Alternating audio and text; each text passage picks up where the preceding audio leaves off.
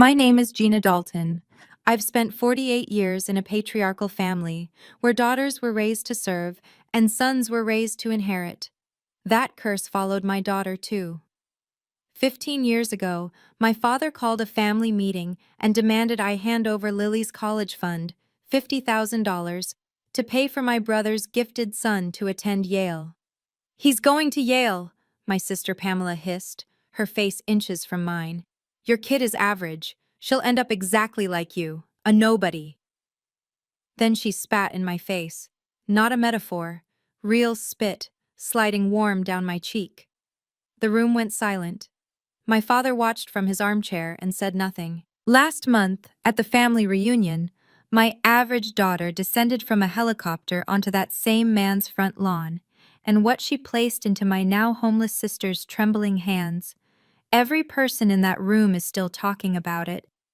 Before I tell you what Lily brought that day, take a moment to like and subscribe, but only if this story speaks to something in you. Let me know in the comments where you're watching from and what time it is there. To understand the weight of that helicopter moment, I need to take you back to where it started. A house where I learned early that my worth had an expiration date, and my dreams were just currency for someone else's future. The Dalton family home sits on 3 acres outside Savannah, Georgia. A white colonial-style house that's been in my father's family for 4 generations. Spanish moss drapes from the oak trees like ghostly curtains, and there's an American flag on the front porch that my father replaces every 6 months, whether it needs it or not. Inside, the dining room tells you everything you need to know about Harold Dalton's world. There's a mahogany table that seats 12, polished so bright you can see your reflection in it. But here's the thing, only one chair has armrests. That's my father's throne at the head of the table. The rest of us sat on identical wooden chairs, though my brother Vincent's was always pulled closest to Dad, always. I'm the oldest of 3. Vincent came 2 years after me, the golden child, the heir, the one whose name my father said with pride. Then Pamela, 5 years younger than me, spent her whole life trying to be the daughter Dad actually wanted. And me? I was the ghost in family photos. I'm not exaggerating. Walk into that house today, and you'll see the wall in the hallway lined with frames. Vincent's high school football championship. Vincent's business school graduation. Vincent's first car dealership opening. There's even a framed newspaper clipping from when he made the local business journal's 30 under 30 list. An honor that lasted exactly 2 years before his dealership went bankrupt. My frames? There aren't any. I graduated valedictorian of my high school class. Top of my nursing program. 25 years of service awards from Savannah Memorial Hospital. But those achievements never made it onto that wall. Nursing, my father once said, swirling his Woodford Reserve bourbon, is just glorified maid work with a stethoscope. That wall taught me something early. In the Dalton house, accomplishments don't count unless you're born with the right anatomy. People assume I became a nurse because I couldn't do anything else. That's what my father thinks. That's what Vincent tells his wife when they need someone to feel superior to. The truth? I chose nursing because I wanted to spend my life actually helping people, not just talking about helping them. I've worked the emergency room at Savannah Memorial for 25 years. I've held the hands of people taking their last breaths. I've told mothers their children would survive. I've been punched, bitten, screamed at, and thanked in the same shift. I've saved lives, hundreds of them probably, while my brother was busy losing other people's money in failed business ventures. But none of that matters to Harold Dalton. My marriage didn't help my standing either. I married young, 22, to a man named Craig who promised me the world and delivered an empty apartment. He left when Lily was 3 years old, ran off with his secretary. Classic, right? He never paid a dime in child support, just vanished, like I was a chapter he could tear out of his own book. My father's response? Should have chosen better. That's what happens when you marry beneath your potential. As if I had any potential in his eyes to begin with. The only person who ever believed in me was my grandmother, my mother's mother, Margaret Brennan. She died 20 years ago, but I still wear her watch. It's nothing fancy. Timex, silver band, scratched face. She wore it every day for 40 years. Gina, she told me once, when I was crying over another of my father's dismissals, the world will try to make you feel small. Don't let it. Your worth isn't determined by blind men who refuse to see. I didn't know then that she'd already taken steps to protect me, and Lily, from beyond the grave. Let me tell you about two children who grew up in the same family tree, but might as well have been raised on different planets. Marcus Dalton, Vincent's son, was tested as gifted at age 6. My father nearly threw a parade. Suddenly, every family dinner became a showcase of Marcus's achievements, his IQ scores, his chess tournament wins, the private tutors Vincent hired at $200 an hour, the prep school with a $40,000 annual tuition that had a crest on the blazer. Marcus wore that blazer like armor, navy blue with gold-embroidered threading. He'd sit at family dinners right next to my father, and they'd discuss the future of the Dalton legacy like they were planning a dynasty. Then there was my Lily. She went to public school, wore t-shirts from Target, did her homework at the kitchen table while I cooked dinner after 12-hour shifts. Her grades were good, B+ average, sometimes A's, but nothing that made headlines. At family gatherings, Marcus got the seat of honor. Lily got tucked away at the kids' table in the corner, even when she was 16 and Marcus was 17. Even when she was taller than half the adults in the room. That boy is going to put the Dalton name on the map, my father announced one Thanksgiving, raising his glass toward Marcus. Then he glanced at Lily picking at her mashed potatoes. What's your girl doing these days, Gina? Still average? I watched Lily's shoulders stiffen. She didn't say anything. She never did. Just kept her eyes down and her mouth shut. I wanted to scream. Instead, I squeezed her hand under the table. Everything changed the spring Marcus turned 18, the day that cream-colored envelope arrived from Yale University. I still remember the phone call. Vincent's voice cracked like he was announcing the second coming. He got in. Marcus got into Yale. Full acceptance. Not waitlisted. Accepted. Within 2 hours, the whole family had gathered at my father's house. Someone brought champagne, Dom Perignon, the fancy stuff my father only opened for real occasions. And I mean real occasions, not birthdays, not anniversaries. He opened Dom Perignon when Vincent's first dealership got approved for a business license. He opened it when Marcus won the state chess championship at 14. He'd never opened it for anything I'd done. That night, I watched my 76-year-old father cry actual tears of joy as he embraced his grandson. A Dalton at Yale, he kept saying. Finally, a Dalton at Yale. Marcus stood there in his blazer, accepting the praise like it was his birthright, which I suppose it was.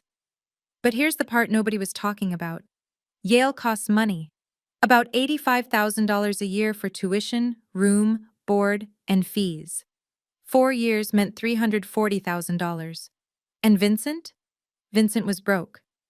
I didn't know the full extent then, but the whispers were hard to miss. His third business venture, some kind of car detailing franchise, had collapsed 6 months earlier.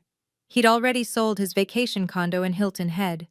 He and his wife Barbara had quietly moved from their 5-bedroom house to a 3-bedroom rental, which they explained away as downsizing for convenience. But champagne was still flowing, and my father was still crying, and nobody wanted to address the elephant in the room. We'll figure out the money, Vincent said that night, his arm around Marcus's shoulders. This is too important.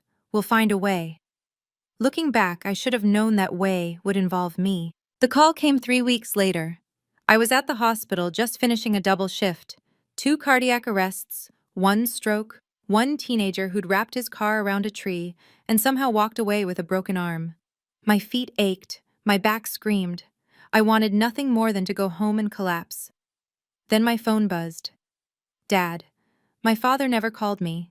Not on birthdays, not on holidays, certainly not on random Tuesday nights at 11 p.m. Family meeting, he said when I answered. His voice was the same tone he used when announcing Thanksgiving dinner times.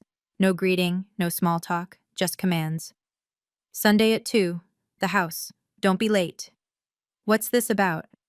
You'll find out Sunday. He hung up. That night, I couldn't sleep. I called Pamela, hoping for some information.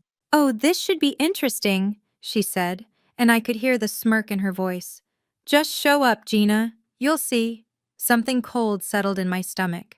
Before I went to bed, I opened my closet to find a dress for Sunday, and my hand brushed against the fireproof lockbox on the top shelf. Inside were the documents I never really thought about: Lily's birth certificate, my divorce papers, the deed to my small house, and a manila envelope from the law offices of Robert Whitmore, my grandmother's will. I hadn't opened it in years. I knew what was inside, the trust fund she'd set up for Lily's education, but it felt like ancient history now. Lily was 18, about to start community college in the fall. The trust would help with that. I almost put the box back without opening it. Almost. But something made me pull out that envelope. Something made me check the documents were still there. Grandmother's last gift to us, witnessed and notarized. I didn't know yet how much I'd need it. Sunday arrived like a sentencing hearing. I drove Lily to my father's house, both of us silent for most of the 30-minute trip. She stared out the window at the Spanish moss and the grand antebellum homes, her jaw tight. "Mom," she finally said, "do I have to go?" "Your grandfather specifically asked for you." "He's never specifically asked for me in my entire life." She wasn't wrong. The Dalton house was already full when we arrived. Vincent and Barbara sat on the leather Chesterfield sofa, looking uncomfortable. Marcus stood by the fireplace in a Yale t-shirt he'd already bought, though classes wouldn't start for months. Pamela and her husband Richard occupied the love seat, and Pamela shot me a look I couldn't quite read: satisfaction, anticipation, and at the head of the room, in his wingback chair beneath the oil portrait of his grandfather, sat Harold Dalton. "Everyone's here," he announced. "Good." No greeting for me, no acknowledgement of Lily, just business. My father launched into a speech about family legacy, about the Daltons' long history in Georgia, about how Marcus represented the future of everything we've built. His voice swelled with pride when he talked about Yale, the prestige, the connections, the doors it would open. Then he got to the point. "The problem," he said, "is funding. Vincent's had some business setbacks, temporary, but the timing is unfortunate. Yale expects the first year's payment in August." He turned to look directly at me. "Gina, I know you have money set aside for Lily's education, $50,000 if I'm not mistaken."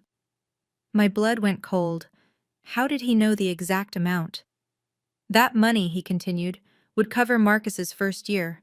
After that he'll have scholarships, work-study, loans, but we need that first year." "Dad," I started. "Let me finish." His voice was iron. "Marcus is going to Yale. Your girl is going to community college. It's simple math, Gina. That money would be wasted on her." Beside me, Lily stopped breathing. The room closed in on me. Vincent leaned forward on the sofa, his rehearsed compassion dripping like honey over broken glass. "Gina, we know this is a big ask, but you're the older sister. You've always been the responsible one. Marcus's future, the family's future, depends on this." "You've always been so practical," Barbara added, her pearl necklace catching the light. "Surely you understand that some opportunities can't be wasted." I looked at my father. "That money isn't mine to give. It belongs to Lily." "Lily." Harold said her name like it was a mild inconvenience. "Lily is going to community college. Maybe she'll transfer somewhere after 2 years.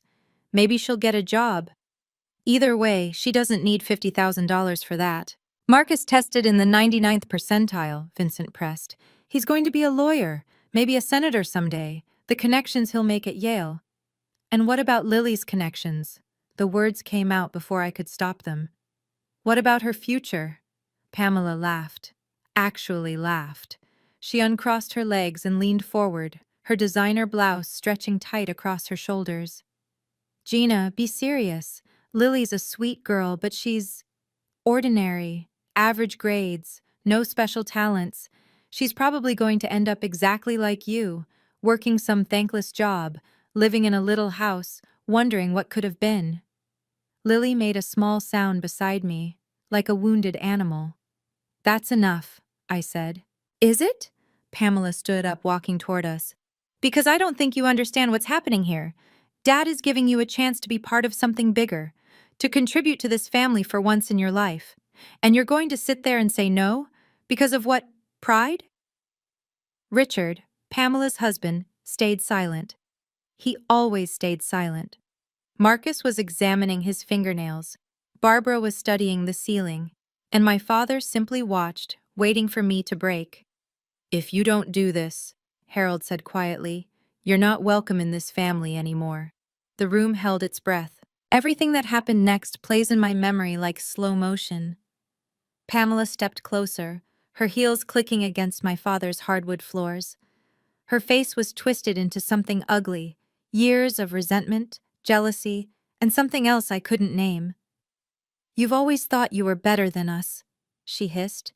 The martyr, the saint, working your little nurse job, raising your little average daughter, acting like you're above all of this. Pamela, I never— You know what you are, Gina. She was inches from my face now. You're selfish. You've always been selfish. Mom left you that money because you manipulated her, just like you manipulate everyone. And now you won't even share it with your own family. That's not— I never finished the sentence, because Pamela spat in my face. Not a figure of speech. Not an exaggeration. She gathered saliva in her mouth and spat directly onto my cheek. The room went silent. Not shocked silence. Complicit silence. No one moved. No one said, "That's too far." No one handed me a napkin. I felt the spit sliding down my face, warm and humiliating. Lily was crying. Soft, quiet tears streaming down her cheeks as she stared at her aunt in horror. I didn't wipe my face. I know that sounds strange, but I wanted Lily to see. I wanted her to remember this moment, to remember exactly who these people were, what they were capable of, how little they thought of us. You deserved that, my father said from his chair, for disappointing this family. I turned to look at him. My father, the man who raised me, the man who was supposed to protect me. He was examining his bourbon glass, completely unmoved. That was when something inside me shifted. Broke, maybe. Or finally came together. I reached into my purse and pulled out a handkerchief. Slowly, deliberately, I wiped Pamela's spit from my face. I folded the cloth neatly and placed it on the coffee table. Then I stood up. That money, I said, and my voice didn't shake. I made sure of it. Doesn't belong to me, and it doesn't belong to you. My father's eyes narrowed. What are you talking about? I'm talking about Grandmother Margaret's will. The name hung in the air like a grenade. My mother's mother had never been Harold's favorite subject. Grandmother didn't leave me $50,000, Dad. She left it to Lily directly, in a trust, a legal trust, managed by an independent trustee at First National Bank. I don't have access to it. I can't withdraw it. I certainly can't give it to Marcus. Vincent was already sputtering. That's ridiculous. There must be a way to— There isn't. The trust is irrevocable. The only person who can access that money is Lily, and only for her own educational expenses. It was witnessed by Eleanor Brennan and notarized by the state of Georgia. Every document is on file with Robert Whitmore's law office. I turned to Lily and held out my hand. She took it, her fingers trembling. We're leaving now, I said. And I want to make something very clear.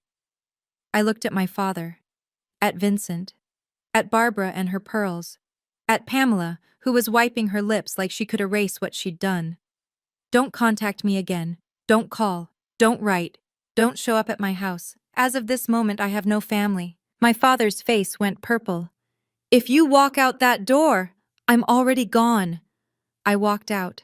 Lily followed. Behind us, I heard shouting. But I didn't look back. I never looked back. The drive home was the quietest 30 minutes of my life. Lily stared out the window, tears still drying on her cheeks. I gripped the steering wheel so hard my knuckles turned white.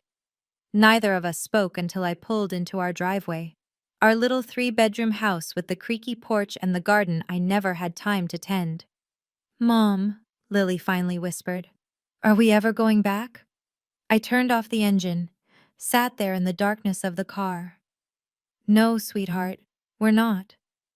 She nodded slowly, like she already knew. Like part of her had always known it would come to this. The years that followed were exactly what my father predicted, and nothing like it at all. There were no Christmas cards, no birthday calls, no invitations to weddings or graduations. When Pamela's daughter got married, I found out from a Facebook post. When my father had a minor heart attack, no one called. I became a ghost. We both did. Our little house felt bigger without the weight of their expectations. Quieter, too. I worked my shifts at the hospital. Lily finished high school.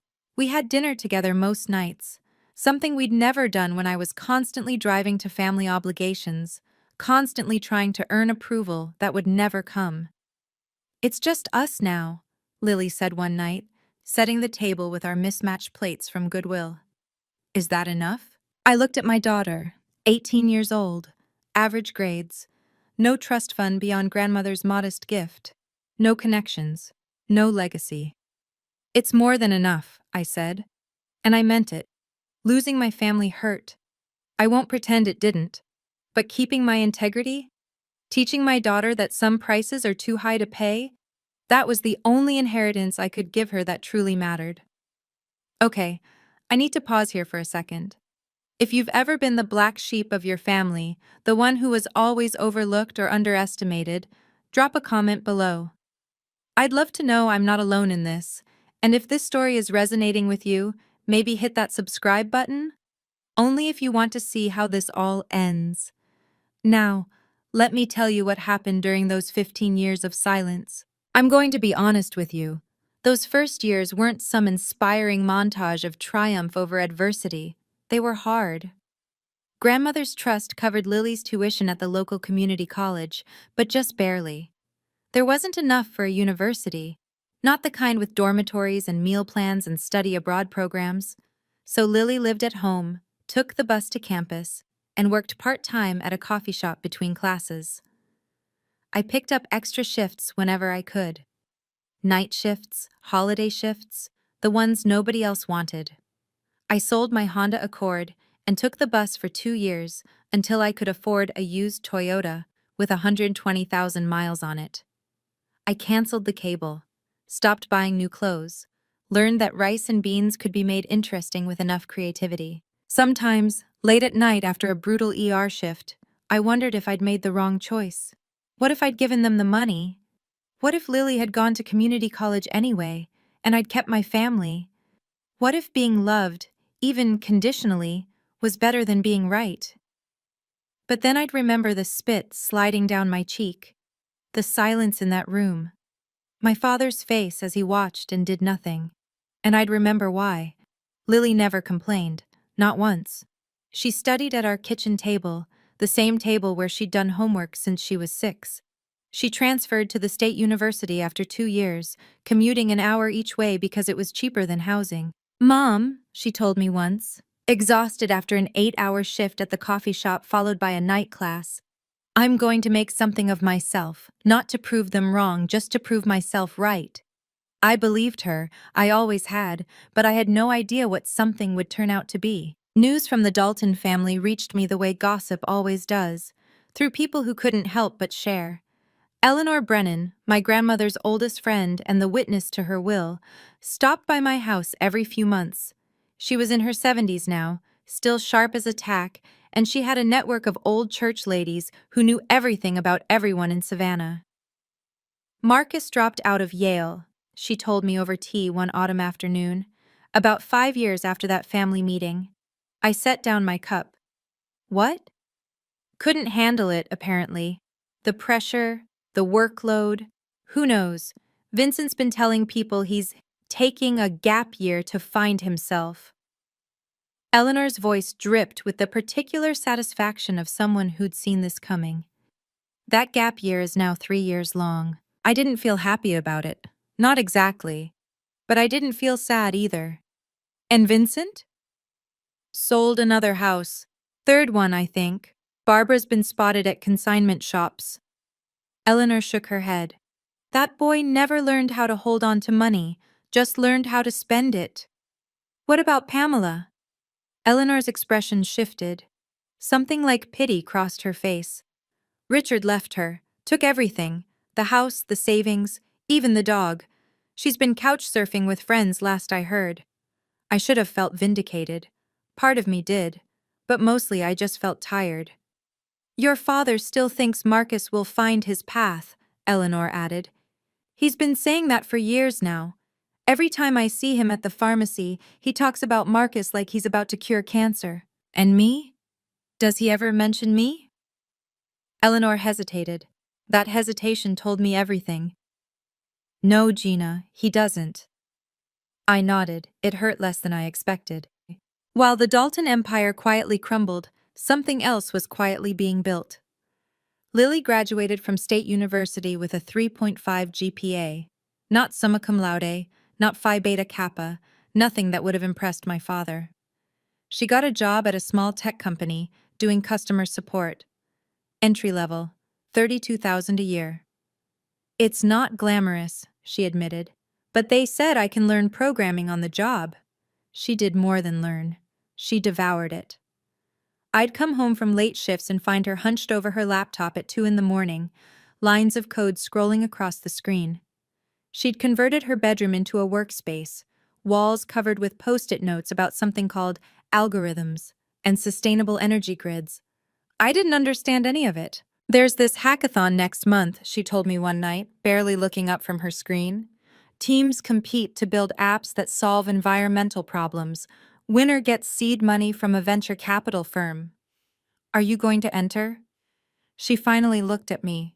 There was something in her eyes I hadn't seen before, a fierce, quiet determination. I already did, Mom. I built an app that tracks carbon footprints for small businesses, shows them exactly where they're wasting energy and how to fix it. Did you win? No, she smiled. But one of the investors asked for my card, said he wants to keep an eye on me. I didn't know what that meant, not then.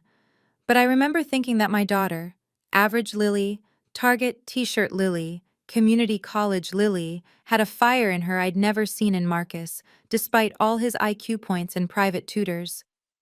Mom, she said, turning back to her laptop, I'm not smart like Marcus, but I work harder than anyone I know. That has to count for something, right?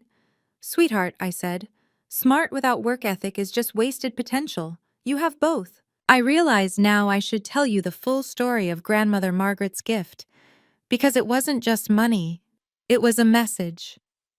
Margaret Brennan had been a schoolteacher for 40 years. She never made more than $35,000 a year in her life. She drove the same Ford Taurus for 20 years. She clipped coupons. She made her own clothes. And somehow, through decades of discipline and compound interest, she amassed $80,000. Her will, drafted by Robert Whitmore and witnessed by Eleanor Brennan, was specific.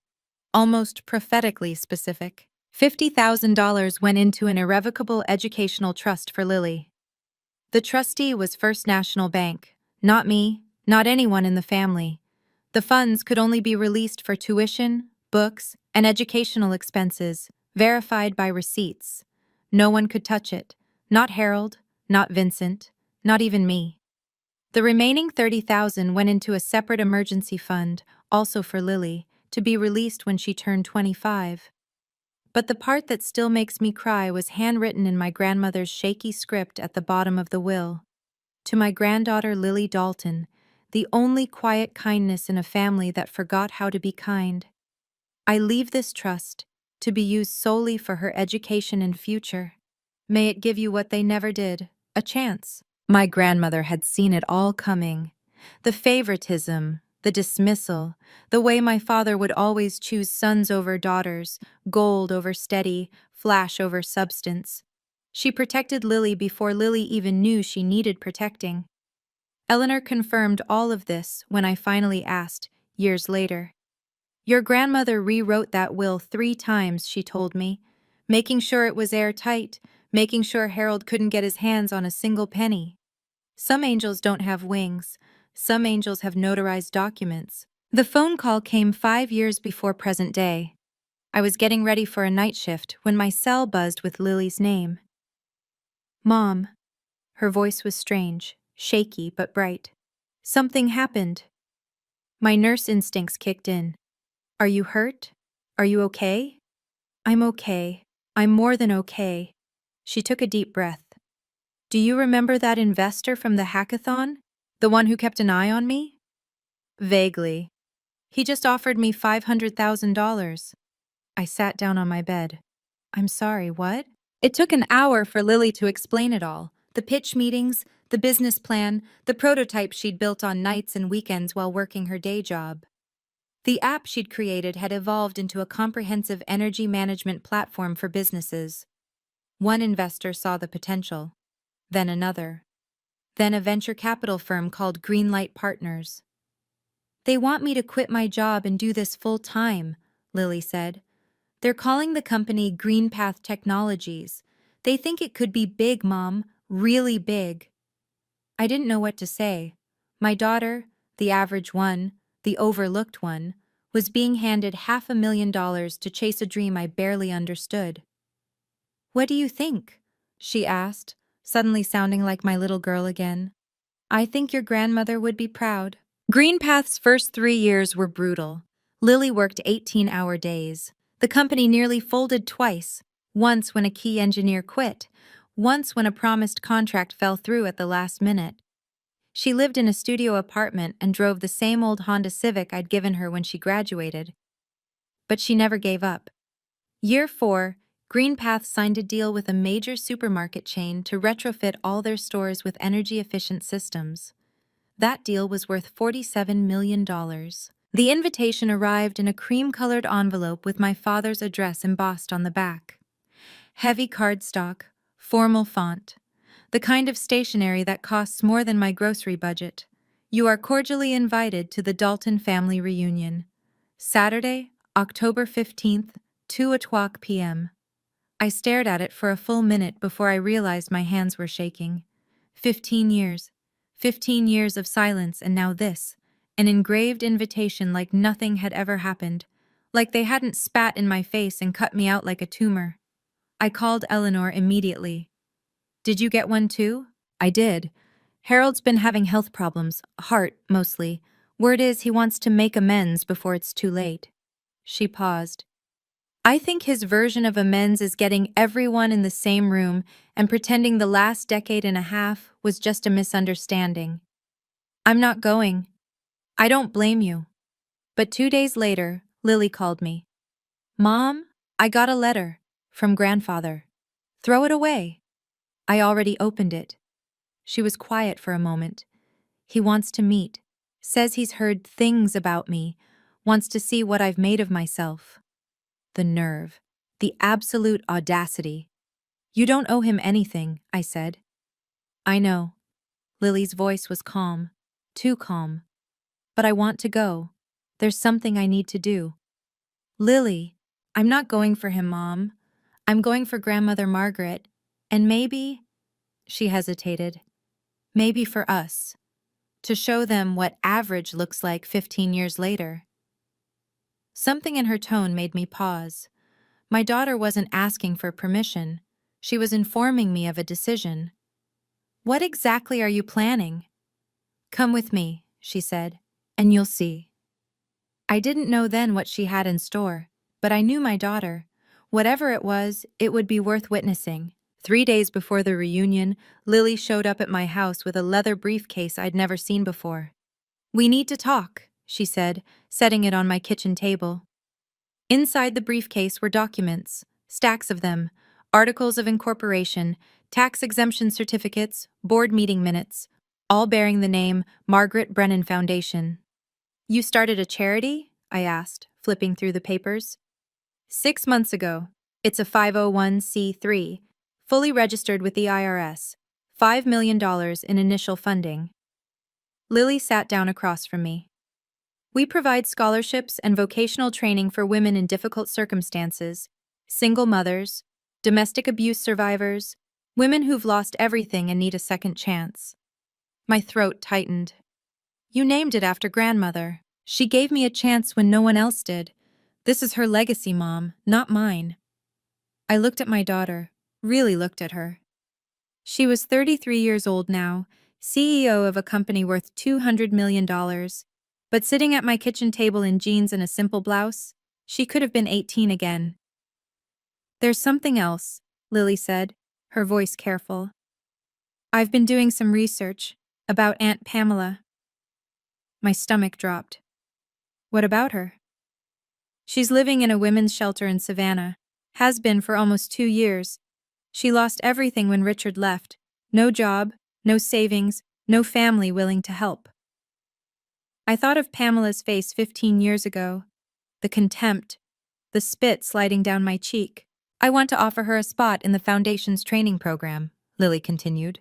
6 months of accounting certification, job placement assistance, and transitional housing, all free. After what she did to me?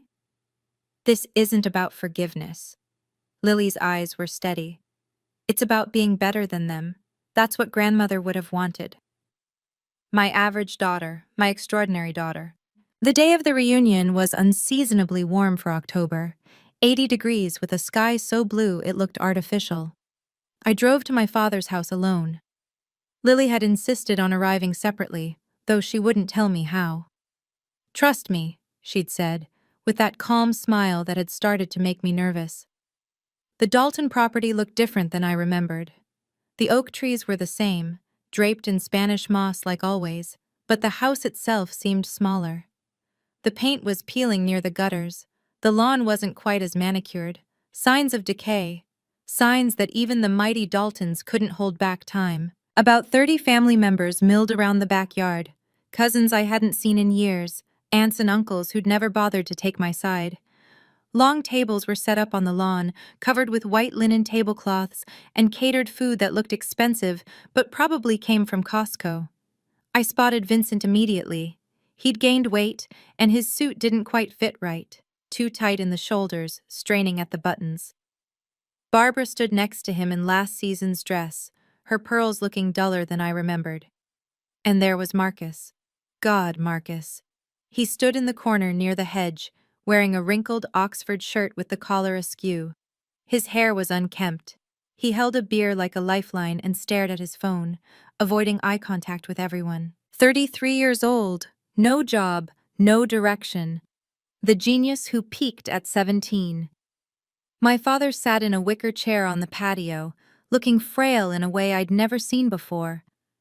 76 years old, oxygen tube in his nose, blanket over his legs despite the heat. He saw me and his eyes widened slightly. I nodded once, didn't smile. Then I heard it, a sound that didn't belong in suburban Georgia. The thwup thwup thwup of helicopter blades. Every head in that backyard turned upward. The helicopter appeared over the tree line, sleek and black, an Airbus H-130 that caught the afternoon sun like polished obsidian. It circled once, twice, then began its descent toward the only open space large enough to accommodate it, my father's prized front lawn. "What in the hell, say?" Vincent started. The wind from the rotors whipped the tablecloths. Napkins flew like startled birds. Women grabbed their hats. Men shielded their eyes. My father struggled to stand, clutching his oxygen tank. The helicopter touched down, its blades slowly spinning to a stop. The door opened, and Lily stepped out. She wore a slate gray suit, Armani, I later learned, though she'd tell me she bought it secondhand from a consignment shop. Her hair was pulled back in a clean chignon, simple diamond studs in her ears. No ostentation, just quiet, unmistakable success. She walked across the lawn toward us, and I watched my family's faces cycle through shock, confusion, and something that looked like fear. Who is that? Someone whispered. Is that Lily? Vincent's mouth hung open. Barbara clutched her pearls, genuinely clutched them, like a cliché come to life. Marcus had finally looked up from his phone, and his face was the color of old paper. My father stood frozen, one hand on his oxygen tank, staring at his granddaughter like she was an apparition. "Hello, everyone," Lily's voice carried across the lawn, calm and clear. "I hope I'm not too late." She walked past the gaping relatives, past the catering tables, past Marcus who couldn't meet her eyes. She stopped in front of my father. "Hello, grandfather." Harold Dalton looked at the helicopter, at the suit, at the diamond earrings, at the woman his bloodline had dismissed as average for her entire life. "You're—" He couldn't finish the sentence. Lily smiled. It wasn't warm. It wasn't cold. It was the smile of someone who no longer needed anything from the person in front of her. "I'm Lily Dalton, CEO of GreenPath Technologies, and I believe we have some things to discuss." Harold reached out, arms open for an embrace. Lily took one step back, not dramatically, not rudely, just a boundary, a line drawn in the air between them. "Grandfather," she said, her voice steady, "I didn't come here to reconcile, and I didn't come to make a scene." "Then why—" Harold's voice cracked. He looked old suddenly, smaller than I'd ever seen him. "Why did you come?" "I came because of Grandmother Margaret." The name landed like a stone in still water. Ripples of discomfort spread across the gathered relatives. "She believed in me when this family didn't," Lily continued. "She left me a trust that paid for my education, an education you wanted to take away. She saw something in me that none of you bothered to look for." Vincent stepped forward, finding his voice. "Now wait a minute, we never said—" "Uncle Vincent." Lily turned to him, and something in her expression made him stop mid-sentence. "I remember exactly what was said. I was there. I heard every word. I watched you demand my college fund for Marcus because I was average and going to community college anyway." She looked at Marcus, who had retreated further toward the hedge. "And Marcus, I'm not here to humiliate you. What happened to you isn't your fault. You were raised to believe you were special without ever learning what to do when special wasn't enough." Marcus said nothing.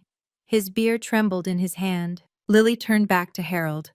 "Grandfather, you called me average 15 years ago. And you were right. I am average. I don't have Marcus's IQ. I wasn't a prodigy. I was just a girl who worked hard, failed often, and got back up every single time." She paused. "That's the difference between us and them, you know. We learned how to fall. They never had to." "Can I be honest with you for a second? This is the moment I've been waiting to tell you about. If you're still here, watching, you're my kind of person. Someone who believes that hard work beats entitlement. If you want to see what Lily did next, something no one in that family expected, make sure you're subscribed. Trust me, you don't want to miss this." Lily walked toward Marcus. He flinched like she might hit him. I almost felt sorry for him, almost. Then I remembered how he'd sat in his Yale t-shirt that day, examining his fingernails while his aunt spat in my face. "Marcus." Lily stopped a few feet away, giving him space. "I heard you've had a difficult few years." His jaw tightened. "I don't need your pity." "Good. Because I'm not offering any." The backyard was silent now, 30 relatives watching like spectators at a car crash. "I'm offering you an opportunity," Lily continued. "My foundation, the Margaret Brennan Foundation, has a program for career transitions, 6 months of training, mentorship, job placement assistance. It's designed for people who need a fresh start." Marcus's face cycled through emotions, confusion, anger, and something that might have been hope before he smothered it. "You want me to go to some charity program? I went to Yale." "For 2 years, 9 years ago." Lily's voice was gentle but firm. "Marcus, I'm not trying to embarrass you. I'm trying to help. The program is free. The only requirement is showing up and doing the work. I don't need— The offer stands. Lily turned away from him, leaving the choice hanging in the air. Whenever you're ready. If you're ever ready. I watched Marcus's face as she walked away. He was 33 years old, wearing a shirt that cost more than my monthly grocery bill despite being unemployed for years. His hands shook as he raised his beer to his lips. The golden boy. The genius. The hope of the Dalton dynasty. Standing in the corner at his grandfather's party, unable to meet anyone's eyes, being offered charity by his average cousin. Sometimes life writes its own irony. You just have to live long enough to read it. A black SUV pulled into the driveway. I hadn't noticed it arriving. Everyone was too focused on Lily and Marcus. But now the driver's door opened, and one of Lily's assistants stepped out. She walked to the passenger side and opened the rear door. Pamela emerged. I barely recognized her. The woman who had spat in my face 15 years ago had been polished, prosperous, cruel in the way only the comfortable can be. This Pamela was thin, too thin. Her hair had gone gray at the temples. She wore clean but simple clothes that looked like they'd come from a donation bin, because they probably had. Pamela? Harold's voice cracked. Where have you been? We haven't heard from you in— 2 years, Dad. Pamela's voice was barely above a whisper. I've been in a women's shelter for 2 years. Richard took everything— the house, the savings, the investments. I didn't even have enough for a security deposit on an apartment. Vincent stepped forward. Why didn't you call? Why didn't you— I did call. Something flickered in Pamela's eyes. The ghost of the woman she used to be. I called you, Vincent, 3 times. You never called back. I called Dad. He said he was too busy dealing with Marcus's situation to help. Harold's face went white. His hands trembled on his oxygen tank. The only person who reached out, Pamela continued, her voice breaking, was the niece I spat on 15 years ago. Lily found me. Lily's foundation contacted me. Lily offered me help when my own family couldn't be bothered. She turned to look at me. Her eyes were wet. I didn't know what to feel. Vindication? Pity? Rage at the years of silence? The cruelty? The spit on my cheek? All of it. None of it. Something in between. Lily opened her briefcase. She pulled out a folder. Crisp, professional, bearing the logo of the Margaret Brennan Foundation in elegant green lettering. Everyone, she said, raising her voice so the whole backyard could hear. I'd like to make an announcement. The relatives shifted uncomfortably. Harold gripped his oxygen tank. Vincent and Barbara exchanged nervous glances. 6 months ago, I established the Margaret Brennan Foundation, named after my great-grandmother, the woman who made everything I've accomplished possible. Lily held up the folder. This foundation provides scholarships and vocational training to women in crisis, single mothers, survivors of domestic abuse, women who've been abandoned by their families and their systems. She turned to Pamela. Aunt Pamela, I'd like to offer you a place in our accounting certification program. 6 months of training completely free. We'll provide transitional housing during the program and job placement assistance afterward. If you complete the certification, you'll have the skills to rebuild your career. Pamela stared at the folder like it might bite her. I don't— She shook her head. I don't understand. After what I did to your mother. This isn't forgiveness. Lily's voice was clear as glass. What you did to my mom can never be undone. I remember the spit on her face. I remember the silence in that room. I remember you calling me average like it was a death sentence. The backyard was absolutely still, 30 witnesses holding their breath. But Grandmother Margaret believed everyone deserves a second chance, Lily continued. She gave me one when no one else would. This foundation is her legacy, not mine. And it's not about what you deserve, Aunt Pamela. It's about who I choose to be. She held out the folder. Pamela's hands were shaking as she took it. Tears streamed down her face. Genuine tears. The kind that can't be faked. I'm sorry, she whispered. Gina, I'm so sorry. I looked at my sister, at the woman she'd become, at the ruins of the person who'd once felt so superior. Keep the apology, I said quietly. Just don't waste the chance. Harold Dalton collapsed into his wicker chair. Not dramatically. His legs simply gave out, and he sat down hard, his oxygen tank clanking against the armrest. For a long moment he just stared at the ground, breathing heavily through his nose. Vincent rushed to his side. "Dad? Dad, are you okay?" "I'm fine." Harold's voice was barely a whisper. "I'm fine." But he wasn't fine. I could see it in his face, the crumbling of something he'd built his entire life around. The hierarchy, the certainty, the unshakable belief that he'd always known best. He looked up at Lily, then at me, then back at his hands. "Margaret," he said slowly, and I realized he meant my grandmother. "Always said I was wrong about you, Gina." Something in my chest tightened. I'd waited 15 years to hear those words, dreamed about them in my weakest moments, imagined how they might sound. They sounded smaller than I expected. "She was right," I said. "But I don't need you to agree anymore, Dad. I stopped needing that a long time ago." Vincent tried to interject. "Dad, this is ridiculous. Marcus has potential." "Vincent," Harold's voice was sharp. "Stop." The golden child fell silent. For perhaps the first time in his life, Vincent Dalton had nothing to say. Harold sat there, surrounded by the family he'd tried to mold in his image, looking at the granddaughter he'd dismissed and the daughter he'd abandoned. His empire of expectations lay in pieces around him. He didn't apologize. I didn't expect him to. Men like my father don't apologize. Their pride won't allow it. But his silence said enough. "Margaret's watch," he finally said, pointing at my wrist with a trembling finger. "You still wear it?" I looked down at the scratched Timex. "Every day."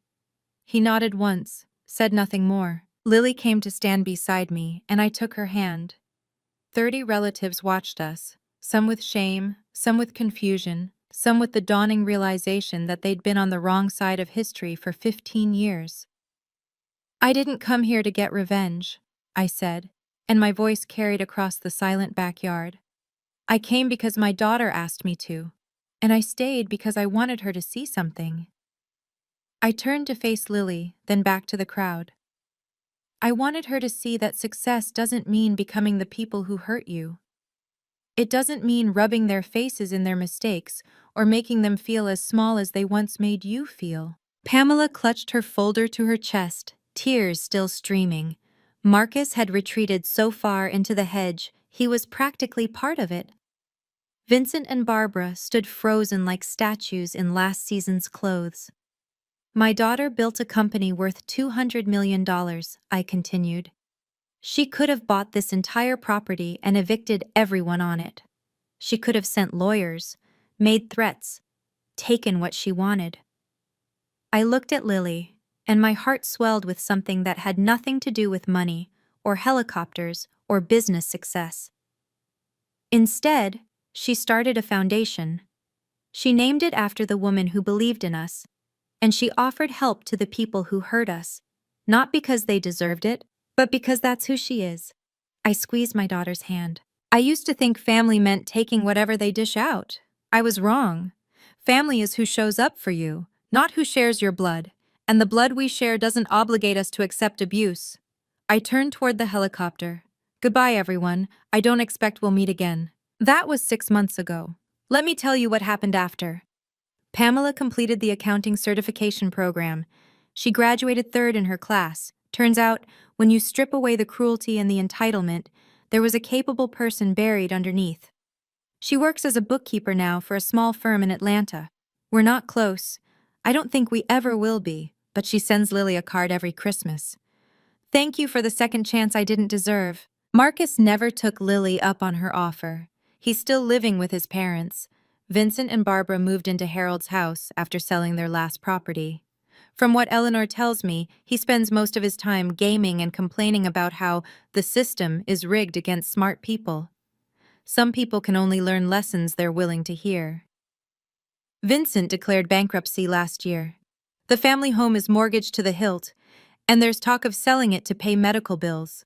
The Dalton dynasty, 4 generations in the making, will end with assisted living payments and arguments about who gets the furniture. My father never apologized. Not that day, not since. Eleanor says he still talks about Marcus sometimes, still believes the boy will find his path. Some delusions are too comfortable to surrender. But he stopped talking about me entirely. And strangely, that feels like enough. As for Lily and me, she bought me a house last year. Nothing extravagant. 3 bedrooms, a garden I actually have time to tend now that I've retired early, a porch with a swing where I drink my coffee every morning. Mom, she said when she gave me the keys, you gave me everything. Let me give you something back. On the wall of my new living room, there's only one photograph. 2 women, mother and daughter, average and extraordinary, we're both smiling. These days, my life is quieter than it's ever been. I wake up without an alarm, something I couldn't do for 25 years of nursing shifts. I tend my garden, where tomatoes and basil grow alongside flowers I don't know the names of. I read books I never had time for. I volunteer at the hospital twice a week, not because I need to, but because I want to. Lily calls me every night, no matter how busy she is. GreenPath is preparing for an IPO next year. The projections say the company could be worth $500 million. My daughter, the CEO. My daughter, the one they said would never amount to anything. But here's what I want you to understand. The money isn't what matters. Last month, Eleanor Brennan passed away peacefully in her sleep. She was 92. At her funeral, I found a letter she'd written for me years ago, tucked into her will. Inside was another letter, this one in my grandmother's handwriting, dated 3 months before she died. My dear Gina, it read, by the time you read this, I will be gone, and I hope you will have proven everyone wrong, including yourself. Your father sees the world through a lens I cannot change. He was raised to believe that women are supporting characters in men's stories. That is his tragedy, not yours. You are the heroine of your own story. So is Lily. Never let anyone convince you otherwise. All my love, always. Grandmother Margaret. I sat in my garden and cried for an hour. Not sad tears, grateful ones. My grandmother believed in me when no one else did. She protected my daughter before my daughter even existed. And somehow, across the barrier of death, she found a way to tell me one more time. I was enough. I always had been. So what's the lesson here? I've thought about it a lot, and I think it's this. You cannot make people see your value. You can only live it. For years, I tried to earn my father's approval. I excelled in school. I built a career. I raised a daughter alone. None of it mattered to him, not because my achievements weren't real, but because his vision was broken. He couldn't see what he'd decided not to look for. I wasted so much energy trying to prove myself to someone incapable of being convinced. If you're watching this, if you've been the overlooked one, the average one, the child who never quite fit the mold your family wanted, I want you to know something. Their blindness is not your failure. Your worth is not determined by people who refuse to see it. It never was. Some people will only value you when you no longer need their validation, and by then, their opinion won't matter anyway. Set your boundaries, protect your peace, walk away from tables where you're not welcome, and build your own table instead. You don't have to prove them wrong. You just have to prove yourself right, to yourself. My grandmother knew that. Lily learned it. I'm still learning it, every day, in my garden with my coffee and my scratched Timex watch. Some apologies never come. Some families never change. Some golden children never learn to fail. And some fathers never learn to see. But you can learn to let that be their loss, not yours. Lily landed a helicopter on my father's lawn last month. But the real victory wasn't the helicopter or the company or the money. The real victory was knowing, finally, completely, irrevocably, that we had never needed them at all. We just needed us. Before I go, I want to share something a therapist once told me about my father. Harold isn't a monster, she said. He's a product. He was raised in a generation that taught men their worth came from legacy, from sons, from inheritance, from family names on buildings. Daughters were investments in other families. Sons were investments in yourself. She helped me understand that my father's cruelty wasn't personal, it was programming. 3 generations of Southern patriarchy, distilled into one man who genuinely believed he was doing what was right for the family. That understanding doesn't excuse what he did. It doesn't erase the spit on my face or the years of silence or the way he looked at Lily like she was nothing, but it explains it. An explanation helped me let go of the anger that was eating me alive. My father will die believing he was right. Marcus will probably spend his life blaming everyone else. Vincent will keep chasing the success that always slips away. That's their story. It doesn't have to be mine. If you're holding on to rage at someone who hurt you, a parent, a sibling, a family that failed you, I want you to know you're allowed to let that go. Not for them, for you. Carrying someone else's poison doesn't punish them. It only burns you. That's my story. If it touched something in you, I'd love to hear yours. Drop a comment below, or just hit like if you're not ready to share yet. Either way, you matter. You always did. And if you want more stories like this, check the description for others that might resonate with you. Thank you for listening. Really. My name is Gina Dalton. I was the wrong child in a family that only valued sons, and I turned out just fine.